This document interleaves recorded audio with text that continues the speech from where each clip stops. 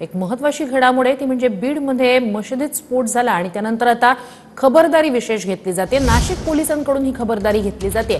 नाशिकच्या ईदगाह मैदानात येणाऱ्यांची पोलिसांकडून तपासणी होते। पोलिसांकडून तपासणी करून मगच ईदगाह मैदानात प्रवेश दिला जातोय। ईदगाह मैदान परिसरातील वाहतूक मार्गातही बदल करण्यात आलाय। अधिक या संदर्भात जाणून घेऊया आपले प्रतिनिधी पवन येवले यांच्याकडून। पवन, विशेष खबरदारी नाशिकमध्ये अपडेट्स काय आहेत? नक्कीच बीडमध्ये मशिदीत झालेल्या घटनेनंतर आता नाशिक पोलिसांकडून विशेष अशी खबरदारी जी आहे ती घेण्यात आल्याचं आपल्याला पाहायला मिळतं आहे। मी सध्या नाशिकच्या ईदगाह मैदान परिसरामध्ये आहे। या ठिकाणी जर बघितलं तर पोलिसांकडून या ठिकाणी मोठा बंदोबस्त जो आहे तो तैनात करण्यात आलेला आहे। या ठिकाणी राईट कंट्रोल पोलिसांच्या पथकासह जे स्थानिक पोलीस आहेत त्यांचा देखील मोठा बंदोबस्त जो आहे तो या ठिकाणी तैनात करण्यात आलेला आहे। हे आपण सध्या नाशिकच्या ईदगाह मैदान परिसरातील दृश्य पाहत आहोत। या ठिकाणी आता नमाज पढण्यासाठी पठण करण्यासाठी मुस्लिम बांधव जे आहेत ते येण्यास सुरुवात झालेली आहे।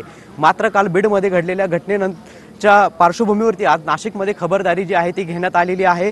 या ठिकाणी येणाऱ्या प्रत्येकाची तपासणी जी आहे ती केली जात आहे। मेटल डिटेक्टरच्या सहाय्याने त्यांची तपासणी करून त्यांना त्यानंतरच आतमध्ये सोडलं जात आहे। आपण जर या ठिकाणी दृश्यांमध्ये बघितलं तर आपल्याला या ठिकाणी बघायला मिळतंय येणारा जाणारा प्रत्येकाचीच, लहान असेल किंवा मोठा असेल, या प्रत्येकाचीच तपासणी केली जात आहे।